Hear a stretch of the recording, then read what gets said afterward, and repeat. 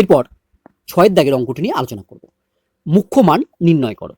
Sign inverse sine 4π/3 plus cos inverse cos 4π/3। আমরা জানি sign inverse x এর মুখ্য মান থাকে ক্লোজ ইন্টারভেল -π/2 থেকে π/2 এর মধ্যে। তোমরা বেশিরভাগ সময় কি করে দাও, এখানে সাইন ইনভার্স এই সাইনটা অমিট করে 4π/3 লিখে দাও।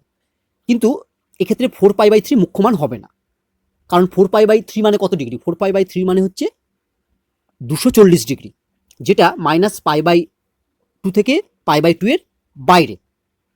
আবার আমরা জানি কস ইনভার্স এক্স এর মুখ্য মান থাকে ক্লোজ ইন্টারভেল 0 থেকে π এর মধ্যে। এক্ষেত্রেও কস ইনভার্স কস 4π/3 এর মুখ্য মান 4π/3 হবে না। একইভাবে আমরা এরপর কি করব না, এই যে 4π/3 আছে না, এই 4π/3 অ্যাঙ্গেলটাকে একটু ছোট করব। কেমন? যেহেতু নিচে 3 আছে, তাহলে 4π-কে আমি 3 এর গুণিতক হিসাবে লিখব 3π প্লাস π/3। এবার 3 দ্বারা ডিভাইড করলে আমরা পাবো π প্লাস π/3। এবার যে অঙ্কটি দেওয়া আছে সেক্ষেত্রে আমি 4π/3 এর জায়গায় লিখে দেবো π প্লাস π/3। তাহলে আমরা পাবো sine inverse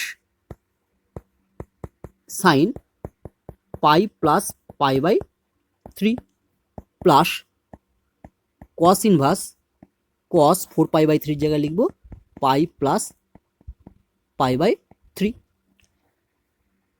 equal to sine inverse sine 180 degree plus theta মানে মাইনাস সাইন থিটা।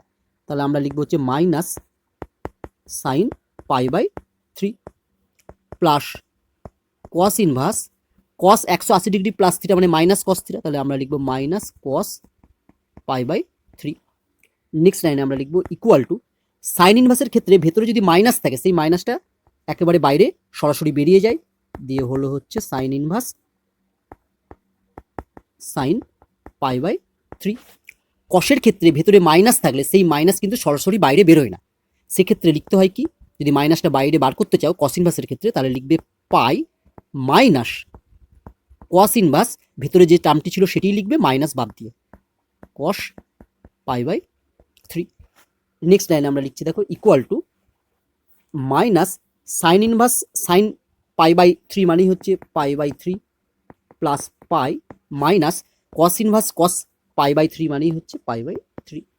এটা যদি সিম্পলিফিকেশন করি তাহলে আমরা পাবো পাই মাইনাস 2π/3। এটা যদি বিয়োগ করি তাহলে আমরা পাবো π/3। তাহলে এক্ষেত্রে আমাদের সঠিক উত্তর হলো ডি, π/3।